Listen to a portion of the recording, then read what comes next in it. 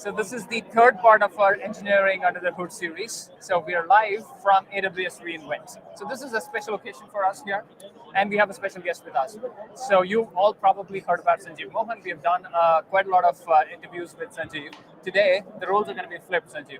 I'm going to be talking to you, and I'm going to introduce you and learn quite a bit from you. You've worked as an analyst for 25 years. Yep. You've written some books. You've run a very popular show on podcast, It Depends. So we want to get some insights on database innovation today. We want to introduce him. Of course, you all know him. So let me allow him to introduce yourself first, and then we'll go into the details. So Sharish, one of the things about me is that I have not been an analyst for 25 years. I've been an analyst only for about 6-7 years, but I've been a practitioner. I started my career in doing pretty heavy-duty database development. So this is actually exciting for me because I consider myself very hands-on, even though I'm not as hands-on as I would like to be. But I'm deeply passionate about innovation in the database space. So that's great. You've basically been a practitioner, analyst, and now an independent analyst, right? Correct. So you've seen this industry quite closely. Correct. Now, I've spent some time in this industry, not as far as you did, but I've worked on various databases. One thing that really is very clear to me is that there has been the databases have been here for almost a half century now, you might say, right? Yeah. Ever since the relational paper has been written. Mm-hmm. And you could say that the innovation in database industry has been very incremental from the get-go, right? For almost 3-4 decades, it's been super incremental. Surely there have been some great innovations. The column store has been invented, open source has come up. Definitely, you cannot say that there's no innovation. It has happened, but very incrementally. However, in the past decade or two, the innovation exploded, right? It has gone through in an exponential way. Yes. So I'd love to hear your insights as to how do you think this evolution has happened, and what are the themes that you see in this? Right. So to me, the catalyst for why we are seeing so much innovation is because we are now handling enormous amounts of data, and our users expect either you get insights in real time or you go home. It's that simple. What is the point of getting data that's late? It's as good as not having data. So the volume has gone up, users have gone up, use cases have gone up, and to make it all super interesting, the performance of the infrastructure has improved tremendously. So we can do so much more. Like we can do machine learning now on data, we can do data quality. A lot of these things that we have struggled in the past are now possible. Yeah, so it's never a linear growth, right? You got volume of data growing. Correct. Cloud kind of enables different applications to be written and to kind of take advantage of the scalability. Correct. And you also have the other part of the trifecta. I would think of it as like the mobile revolution, the smartphone explosion, etc. Right. You have now apps which are absolutely real time. And to your point, insights are everything. You got volume of data, but if you don't get insights, you don't have anything, right? And you have written a great book, and you run a popular website. And there are a few themes that come out of your book, which talks about how this innovation sort of happens. There are some analogies around the 4-mile mark, etc. Could you please explain to our audience about some of those? Right. So my the role that I take, I feel at my age and experience is to inspire people to take on innovation and don't be held back. So the book that I've been writing for some time now is called The Hitchhiker's Guide to Database Management System. So, and actually there are 3 volumes. It's on my website, sciencemo.com. So in that, what I say is that in 1925, Scientific Journal came out with its article that said if anybody tried to run a mile under 4 minutes, they would die flat out. Can you imagine that? In 1954, a neurologist of all the people, a medical professional, Roger Bannister, he broke that mark. There's so many examples I talk about. Antoni Gaudi, when he started building this amazing buildings in Barcelona, like La Sagrada Familia and so many other ones, did he have a blueprint? Did he know what to know? He was innovating and he was showing what's possible. and that to me is a cusp of where we need to be. We need to embrace innovation instead of fight it and say no, the old way is better. You know what the old way was, Shurish? Batch processing, nightly ETL jobs. But today my business is global. I cannot have downtime. Yeah. So things have changed, and we need to keep up with that. Yeah, no, totally. One of the favorite examples I always recollect is that if let's say I'm in Vegas right now attending the AWS reInvent, Yeah. and I'm in a nearby restaurant that I love. If I get a digital marketing coupon that kind of enables me to have a good discount at a restaurant or something like that, that makes sense. Yeah. But if it comes 2 hours later, I might be in Seattle. Oh yeah. Right? Correct. So, I mean, even Yeah. 2 hours makes a huge difference. In Right. some cases, it could be even 10 minutes. In some cases, it could be even a minute, right? Yeah. I mean, that's the power of real-time insights. And now, Yeah. kind of going back to the theme of breaking the barriers, Yeah. sort of realizing the impossible. What are a few trends in the database industry that sort of speak to a similar kind of an experience in sort of going and sort of conquering the frontier, right? Yeah. So I have to say, whether people agree or not, SQL won. So there's and by SQL, actually, not every single person would use SQL, but the point is that everybody in an organization should be leveraging data, and the way they leverage data should be as easy as possible. Not everyone can be a data scientist. SQL is an easy path, but NoSQL also has its place. Low code, no code also has its place. So that developer and user experience is extremely important these days. You see amazing products, but they're too complicated, and so they don't see the light. So to me, that developer experience is extremely important. Then high availability, disaster recovery, being always available, uh, elastic scale, taking advantage of cloud computing. And why is that important? Because up until last year, we were optimizing for performance. This year, we're optimizing for cost. I don't want to over provision or under provision my resources. Both have huge costs. I want my system to seamlessly allocate the right resources. And by the way, don't ask me. If you ask me, should I use this instance type, that instance type, I want fully managed, and elastic scale, but I want to pay for what I use. Value of data is super important to me. Some excellent themes here, Sanjay. Sanjeev, you basically talked about how SQL, of course, I think, we should take a pause and really worship and celebrate the history of this amazing theory of relational algebra, right? It's kind of survived for 50 years despite so many breakthrough innovations in the computer science industry. That kind of goes to prove the fundamental strength of this theory, right? And I do believe that there is a place for non-relational, but they're really coming together and converging. To your point about the cost optimizations in this trying economic times, I do believe that profitability is back. Yeah. It's like the whole thing around what the industries are looking at. We talked about disaster recovery, high availability, scalability, etc., and especially tying it back to the cloud innovation. I completely agree, and this is kind of really what's one of our focuses at SingleStore, by the way. Now, in terms of the key contradictions that we see, we see this all the time, right? And there is, you touched upon SQL versus NoSQL is one thing, and maybe versus is not the right way to think about it, but there is certainly some amount of contradiction. You got to trade off a few things and do some contradiction. Maybe there are a few other contradictions. I'd love to hear from you. What do you think are the main contradictions that this industry has dealt with, and how are they navigating? So, it's interesting. There was this whole notion, if you want agility, then you have to trade off. You may not get the security, the quality, the reliability, but that's no valid. I want both. Then the other interesting thing is, where do you do your analytics and your processing of data? Do you do it inside database, or do you do it in the application logic? And so that's been a hugely debated topic. Then there's this whole thing about, do you go distributed or do you go single machine? Scale up, scale out. Yeah. Yeah. So, and then the final thing I want to talk about is so Sharish, you pointed out, and I'm showing my age of how long I've been doing this. So we used to have this exact like delineation, OLTP, OLAP. You never mix these workloads. And to me, that was a victim of the kind of technology we used to have at that time.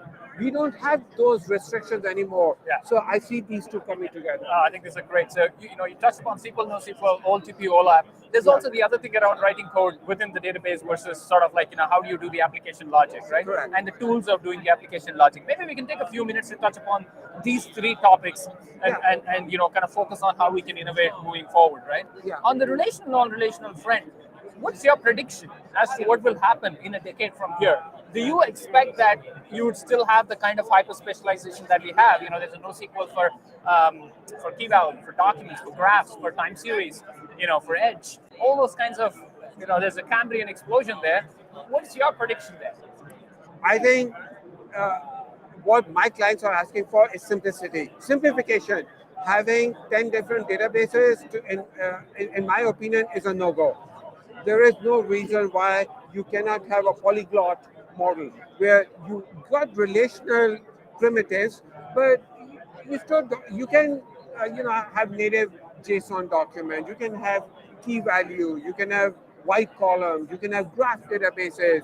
So to me, these databases need to converge. And the reason, and I'm saying this at AWS reInvent, where AWS has a philosophy of a database for best fit. And but I feel that these need to converge and unify.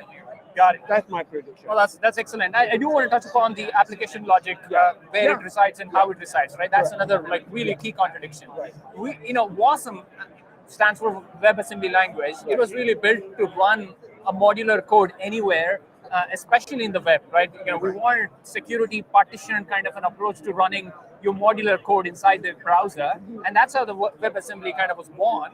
Yeah. And now it's interesting because when you have such kind of a secure, partitioned, isolated code, you could definitely bring it into the engine. And we've done this at SingleStore, and there are some other players. I think we are pioneers. What's your take on that? So I think WASM is having its moment of glory. 5 years it's been it's been available, but this is the first time we are now starting to see that there's a WASM is now going into the database. Instead of me having to write my stored procedure in a predetermined language, what if I could just write it in a language of my choice? Maybe I like Kotlin, maybe I like Go, or Rust, C++, Rust, anything that I like. I write the language, I use the language of my choice, I write my stored procedure, and I run it in the browser. And browser is pervasive. Everybody has it. It has a security model. And so it's a new way of thinking, and I love the way WASM is advancing. I definitely agree. I mean, as a practitioner myself, this is one of the things that I'm super excited. The possibilities of bringing your code that's written somewhere else, very complex business logic, written C, C++, Rust, whatnot, into the engine, having such kind of a computational power closer to the data, you could then go do quite a lot of things. Right, so that's really cool. So we've covered quite a bit here, Sanjeev. We've talked about about the contradictions, or basically maybe convergence, rather is a better word, for SQL, NoSQL, for OLTP, OLAP, and we've talked about that in our show as well separately. And this is really what the innovation is effectively.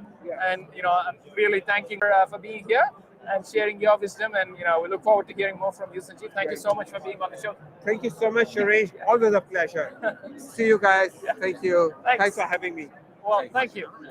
So next up, as we transition from Sanjeev, we're going to continue our talk as we've done in the recent times. We're going to go deep into one of the topics in SingleStore engineering. Today's theme is high availability in SingleStore, and to do that, I have a special guest, Rodrigo Gomes. We're going to bring him up here in a minute. Yes. Rodrigo, are you there? Yes. It's nice to see you, Suresh. Bringing Everyone, him. Give us a minute. am I not in here? Can't hear you, Rodrigo. This tells me I am talking.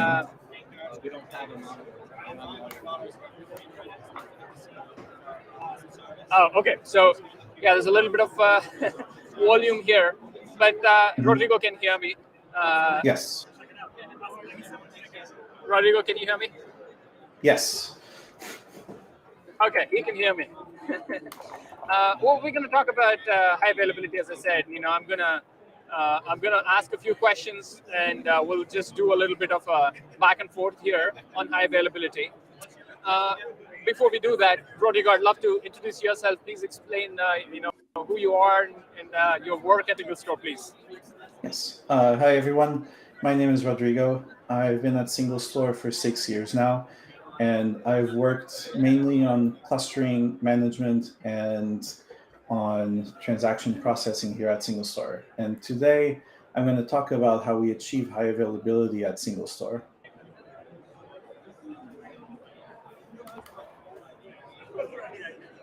All right. So we heard from Rodrigo about who he is, what's his background.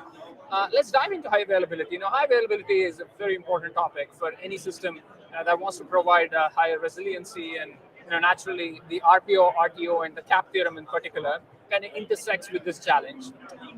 Today, I want to basically go into the depths of how we navigate CAP and how we basically figure out how to make ourselves highly available. We'll do an introduction today. We don't have too much time to go into all the details, but consider this as a part one there effectively. So for this, Rodrigo, it'd be great if you can introduce us how we do our high availability, what kind of a partitioning strategy we have. Then we'll go into how we do consensus, leader election, etc. Those are really basically the two key things that we want to achieve here. Rodrigo, please go ahead and introduce us how we do partitioning in SingleStore. Okay. So the way we split data in SingleStore is into partitions. The kind of best way to think about what partitions are is that they're subsets of rows, or another way is to think you have a table and you split it horizontally, and each of those slices is a partition. Now, the reason why we care about partitions here is that at SingleStore, partitions are the units of durability and availability. So our databases are composed of many partitions that are created when you create a database, and that's where the data goes. And each partition is independently highly durable and highly available. So I'm going to start by talking mostly at the level of partitions rather than going at the level of databases, and explain how we keep partitions highly available and highly durable. Let's suppose that for the example's sake, we're only going to talk about cases where we have one extra copy of the data. So we have two copies at all times. And what we do at SingleStore is that we use synchronous primary to replica replication, keep multiple copies of the data.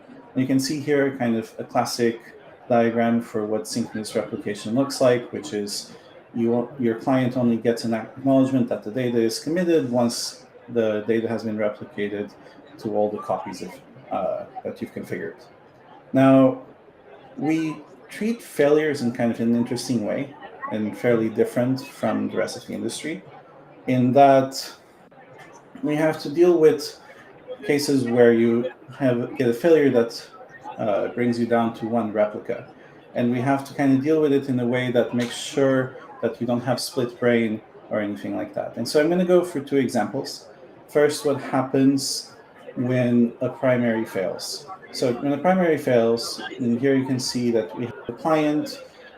In our case, we have these special nodes called child aggregators that serve as proxies between a client application and the partitions, and figure out which partitions to send data to.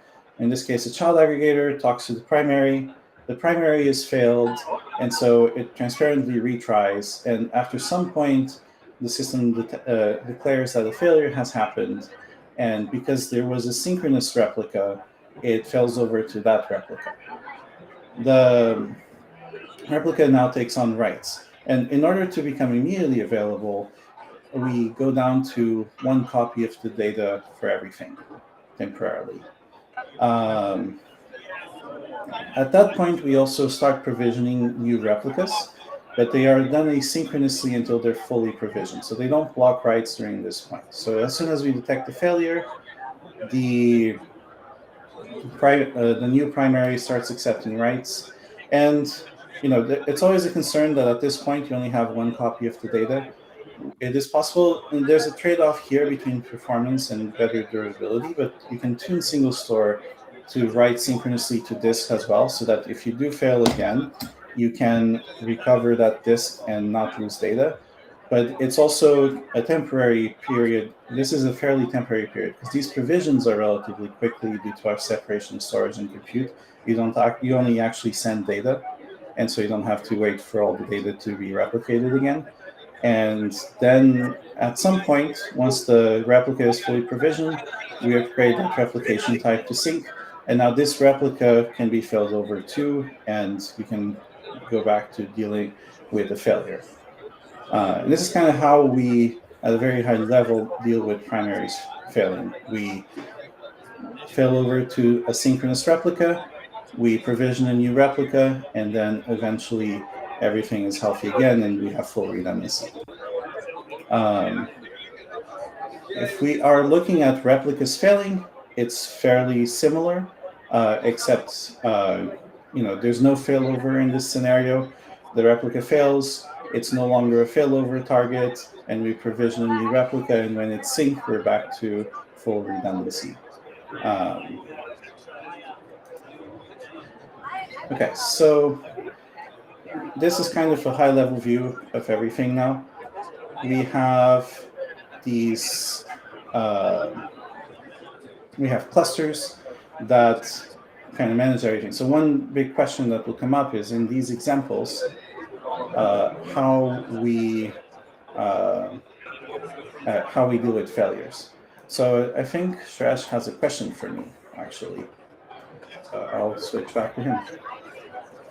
Right, thank you, Rodrigo. So this is basically, what you have showed is that we have configurable number of replicas, and if a primary basically goes away, a secondary would take it over and figure out how to catch up and provision, and that becomes a primary and provisions another secondary. You also talked about how if a secondary goes away, the primary figures out how to provision and then catches up the new replica, etc. But there's an interesting detail here where you talk about how we switch from sync to async. Now the question would be that, hey, what? In this case, there is a window where there's only one compute replica, right? That window, somebody could argue that RPO is not quite there, right? There's a durability concerns here. What would you say for that kind of a concern, Rodrigo? Yes, so I actually touched on this earlier. The main, so at that point, there's a trade-off to be made between performance and high durability, which is a trade-off we support. You can tune SingleStore to still get RPO 0 by persisting synchronously to disk at that point. And so, or during the whole time. So all the data is still fully on disk, so that if there is a failure, you can recover from that disk, or in the cloud, something like EBS, for example.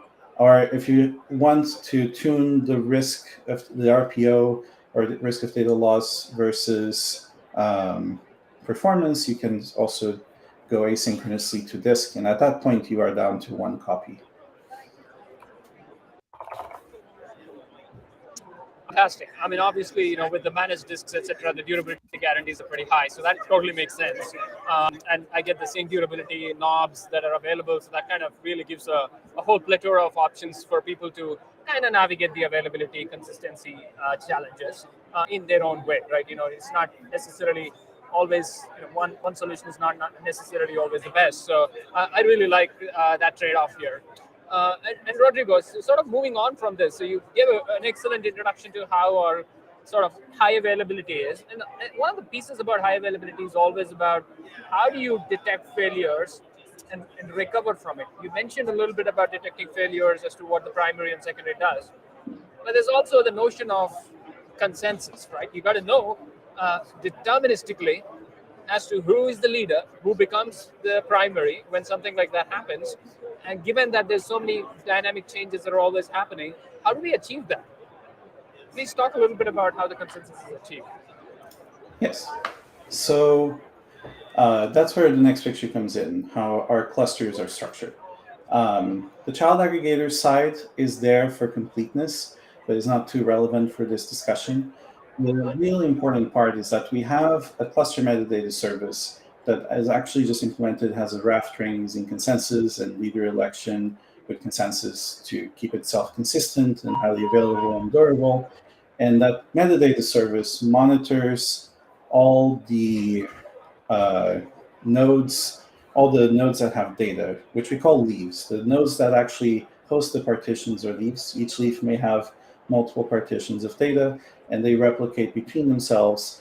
And the cluster metadata service is the one that actually monitors their health, the health of the partitions, coordinates failovers, and also does these sync to async replication transitions. And you can kind of see an example here of what that looks like, where you have two leaves replicating between each other. One of the links is sync, one of the links temporarily is async, and the cluster metadata are these sets of tables that keeps a topology map of the cluster and all the details of the replication links and so forth. That's fantastic and very interesting.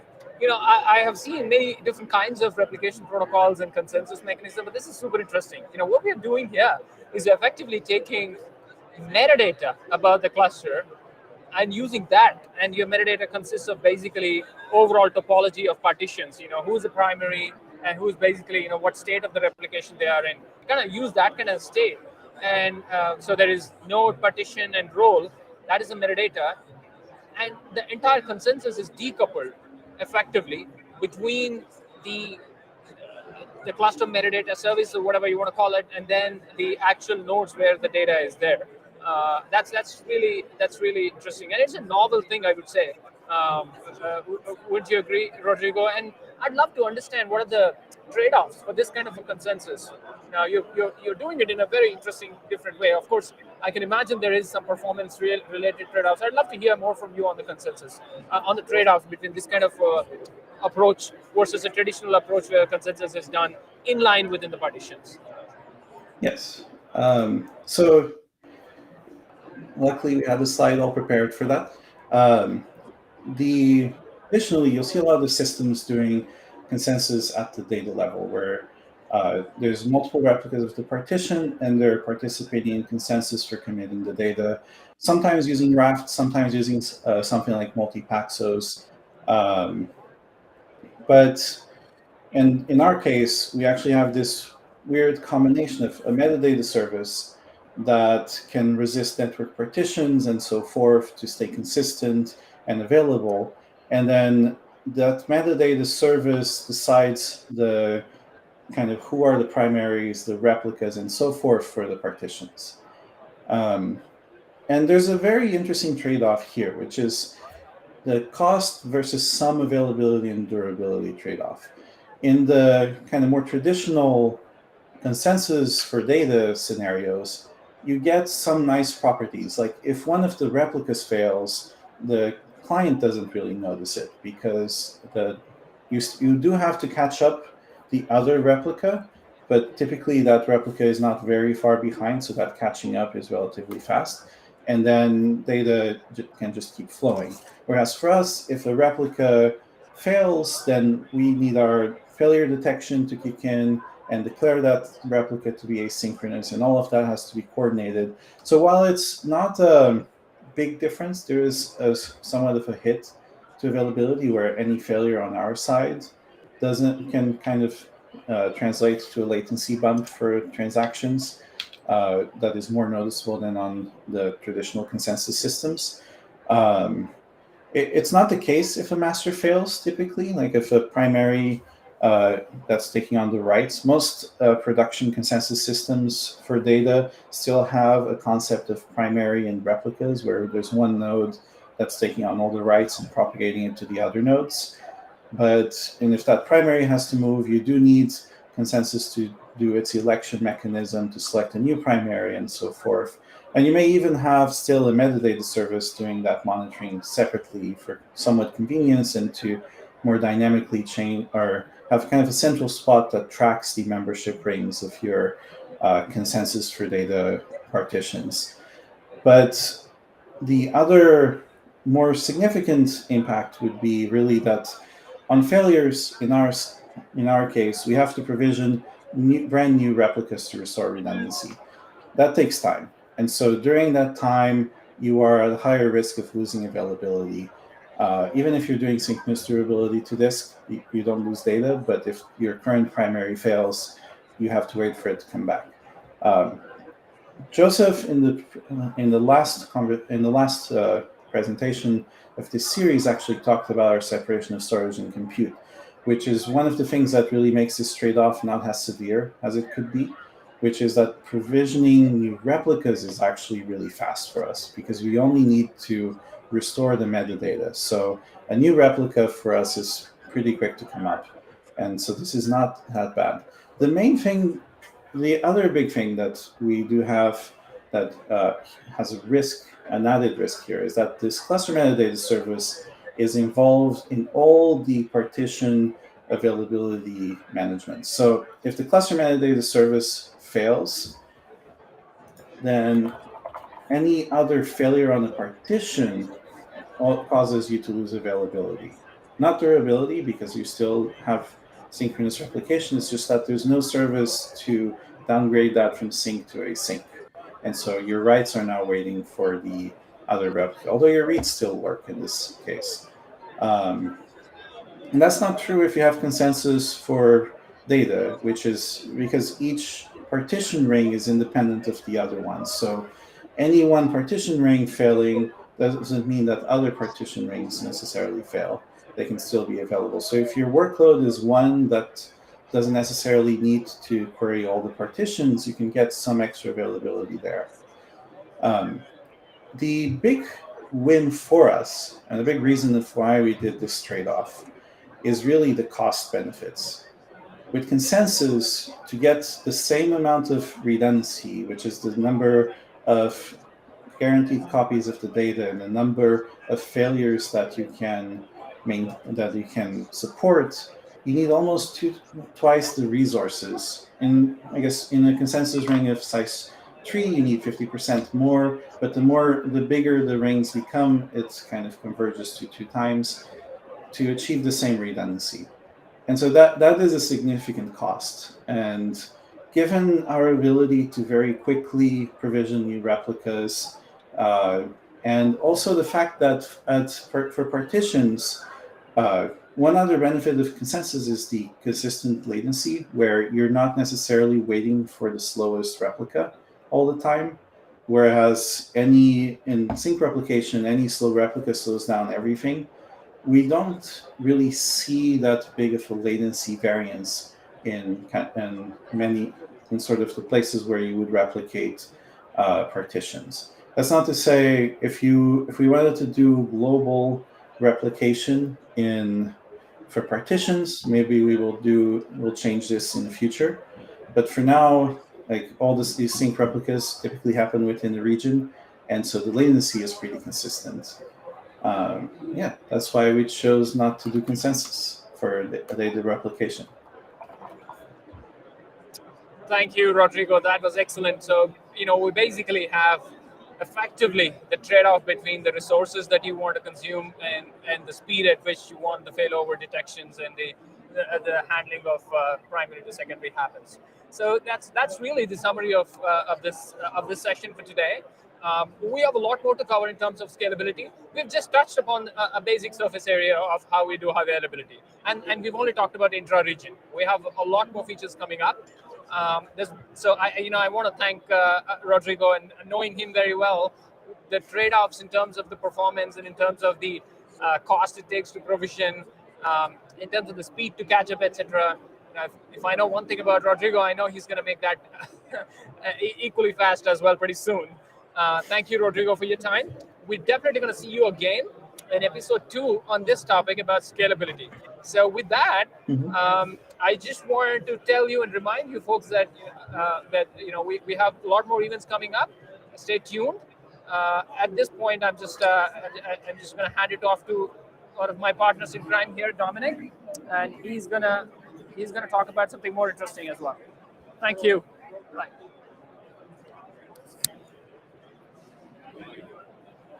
This side. Which side? This side. Okay.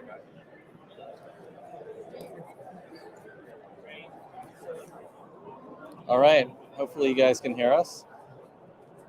In this last section, Nice. hi, all right, thanks for joining us. Here we are, we're in the frame.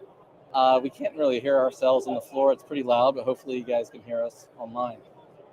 In this last section, we wanted to take about 10 minutes to talk a little bit about the larger trends that we're seeing in the market. And I'm Dominic Ravita. I head up developer relations at SingleStore. And I'm so happy to have our guest here with us, Sarjeet Johal, who's been in the industry for 25 years across lots of different paradigm shifts of technology infrastructure. Tell the audience a little bit about your background. Yeah, actually 27 now. I started in 95 in Bay Area. I've been living there since then. I have worked at so many companies actually. I got Commerce One, Visa. I wrote software for McDonald's using Teradata back in '95. Wow. And then I moved to EMC. So I wrote a lot of software till I was at PeopleSoft. Then I moved to EMC. From EMC onwards, I was in the ops side. So first I was in dev side, then ops side. EMC, VMware, Rackspace, Oracle Cloud. So I've been doing cloud stuff for the last 12 years or so. Great. So you've seen a lot of market trends in the B2B data infrastructure space. You named a few there, like one of the original MPP data warehouses, Teradata, right? Of course. That segment of the market has really changed quite a lot in the last 25 years. Cloud being one of probably the major change there. And we've heard a lot of different stories as an industry around what the next thing that's coming in, and these stories help us to contextualize what a technology is, what's the value of it, why we should pay attention. And some of these that we've heard lately in the last few years in the data industry are things like, a data lake, a lake house, or their practices like DevOps. You and I were talking yesterday about this over on a couch over there, trying to get comfy after standing for hours. And you have a very interesting observation and point of view about these stories or narratives. Tell us what you think about that. Yeah, actually, I mentioned the term narrative economics, and there's a book called Narrative Economics as well. It talks about how a narrative takes hold of an industry, and then it sort of plays with our minds as buyers and suppliers both. Not only buyers, but it just messes us up as buyers and suppliers. And when the narrative takes hold, we tend to shift the pendulum too much towards whatever is the current narrative. Yeah. DevOps is a narrative. So in the beginning, these stories help. Yeah, right? In the beginning, it helps to rally the troops around it, and then there's a cause behind it, and that's why they come into the sort of forefront. But after some time, it gets hijacked. So that's where the narrative just takes hold. Like people start overusing it. We were doing cloud washing, but in the very beginning. Right. Then DevOps washing. Then do you think the data lake or the lakeification is one of those now? Lakeification, yes. I think it is too much, to be honest with you, today. Like, not to pick on AWS, but today there's a security lake, didn't we need to really name it security lake? I don't know. Maybe, what makes it a lake versus another kind of security data repository? I think the lake concept comes from the containment. Like, it's contained for a certain purpose. The data is contained for certain purpose, but if you notice that how the data lake has been used in the industry, in the architecture and in the narratives, if you will, it's all over the place, right? Even for the data mining, analytics, people are using data lake concept. Just dump everything there, then you think about what you want to do with that data. So it seems like we've been here before, like with Hadoop, right? Yes, exactly. Yeah, and then many times we have said that, many of us said that, the data lakes will become data, and it's a problem. Mm-hmm. And there's a lot of data technology sprawl right now happening. So the data narrative is gripping the market right now. So be careful when you pick your vendors and streamline your sort of technology consumption. I mean, that's what I focus on. So what's a positive example where maybe there's a concept or a narrative you're hearing now which is in the helpful stage of the narrative lifespan, if you will. In other words, it's helping people understand what a new technology is. What sort of emerging concepts are you seeing that are helpful? I think any database technologies which enable the real-time analysis, I think that's the future. We know that. Mm. It's not just because it's there by a few vendors. It's a convergence of many technologies. The networks are getting faster, the compute is getting cheaper over the years, right? And the storage is getting cheaper. And the confluence of that wants us to go real time. And then it's from one end, it's the convergence of technologies. From the other end, the big guys are using the data in real time, right? So likes of Netflix, likes of Amazon, not the AWS but Amazon store. So they analyze your data in real time and they give you product, you know, suggestions are based upon what you just clicked, and they throw another product in front of you, like maybe you will like this one too. Right. So that's the need, and I think any technologies which enable real time, that's number one. Number two is the polyglottism, right? So SQL, no SQL, I think that has to be both. Both have to converge Right. for developers to take advantage of the both technologies in maybe one database versus having two different databases, right? Right. So that's huge, and those are two things coming top of mind. Yeah. Yeah, we're definitely seeing that, which is why you see these words on our banner.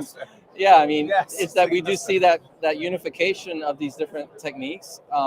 It's definitely on the shoulders of this innovation at every layer in the stack, from chip instruction set innovation with AVX2 instruction sets, SIMD, et cetera. It's also at the cloud layer, it's at the storage layer in terms of the economics. And we're seeing this convergence of distributed systems meeting databases, and it breaks the mold of what's people thought was possible or impossible now. So the thought was you have a database per workload, a specialized database per workload. And we're seeing, from the SingleStore perspective, we're seeing a little bit of an over specialization of these database per workloads. And it's creating a complication and also an increased cost in cloud data infrastructure. And now, as we turn to look more at cloud efficiency and the FinOps movement, if you haven't heard of that, your CFOs probably will start talking to your VPs of cloud operations about that soon, which is how do you govern the spend on your compute, storage, memory, et cetera. So we see distributed SQL, as you pointed out, as one of those emerging trends, and there's a narrative building around it. SingleStore is in a class of modern distributed databases, along with Cockroach and Yugabyte, and we each do a little bit different thing. But one thing that's shared about this new set of databases is that we're unifying distributed systems and NoSQL techniques with SQL to give you a greater ability to scale for modern applications. What SingleStore does, I think, uniquely in that area is we converge other aspects as well, such as transactions and analytics in a single store, like the name says. And that means a single type of database technology, not literally an instance, one database, the mother of all database, but rather you can simplify and reduce the set of database technologies and have things that serve different workloads. So you have a database for many workloads rather than a database per workload. And that's really, it feels like the iPhone moment in the database world right now, because you remember that when we had all different devices, I need my BlackBerry and I need my Palm Pilot and I need my flip phone. And then you didn't know you needed an iPhone, so you saw your friends and then you just said, that's it. Of course, it has all my apps and things I couldn't dream of before. Now I have an app for it. And that's how we see what's happening now with modern distributed databases. Yeah, there's a lot of investment going into the distributed databases, and money will not flow there if there was no demand, actually. If you want to follow the future, we usually say that, follow the money, right? Right. So, you guys have done now the unicorn status now? Right? Yeah, just recently. That's right. Yes. So you guys have crossed $1 billion valuation, and you guys are having some success, and so is CockroachDB next to your neighbors and others, right? So I think it's, as we talked earlier, it's a need of the hour, right? So we need to go real time.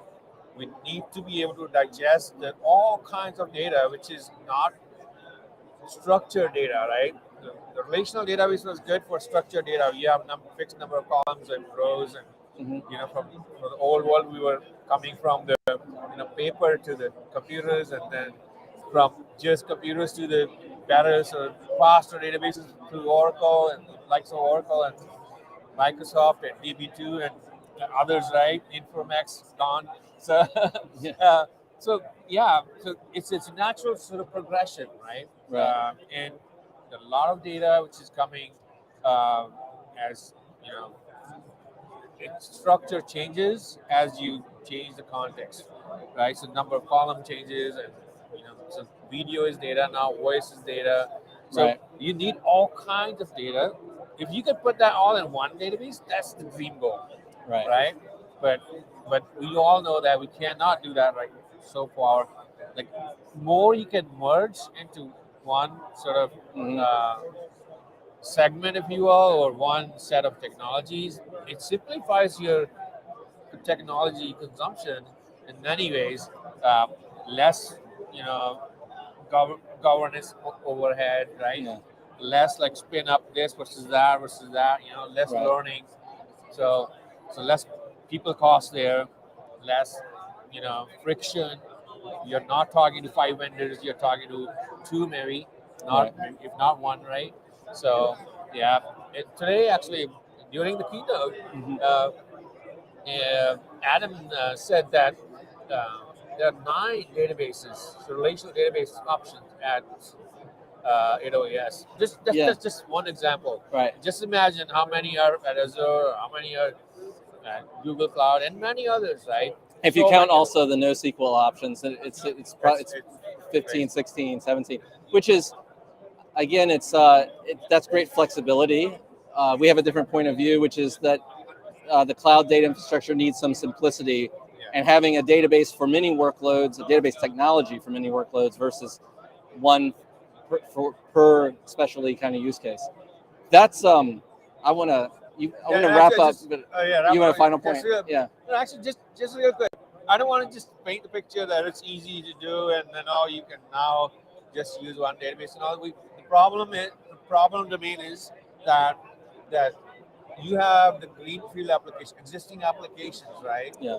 And you have been using it, and it's hard to change a database for existing applications, right? Workloads. So the greenfield, what we are writing from today onwards, applications we are writing from today onwards, it's easier to adopt the newer set of technology, right? Yeah. So that is the biggest challenge. Now, when it comes to CFO or anybody who writes a check, it can be CIO or whoever decides there, like how much money you want to spend on the new versus the old. Old vendors are not sleeping, there as well. They have NoSQL options as well. So the challenge for the newer vendors, I think, is to tell the story in a way, or make their technology available in a fashion that it's easier to consume in the newer sort of set of applications, and then go from there. It's bottoms up kind of thing. Right. Yeah. Like, developer experience. It's super important. Typical innovators dilemma problem, right? The Harvard study, right? So so you have to go down the market and then root the other old guard, out of the. Yeah. Exactly. Well, yeah. I think providing the least friction possible to get it in developers' hands is definitely a priority for any kind of tech these days, because it's so easy to consume and switch. That's all the time we have today. I really want to thank you, Sarjeet, for joining us. You can find Sarjeet on theCUBE, I believe, and many other places. Today? I will be on CUBE on Thursday to wrap up what I have seen here, the keynotes and all that stuff. I will give my 2 cents on Thursday on the CUBE. Awesome. And you can find me on Twitter and LinkedIn. So tune into the CUBE on Thursday. Thank you for joining us. I'd invite everybody who's viewing to join our winter release launch on December 15th. There's a webinar. We'll put the link in the show notes. So bye for now, live from reInvent with SingleStore and Sarjeet Johal. Thanks very much for attending. Oh, by the way, the hold on, the sound was like coming. Like we want to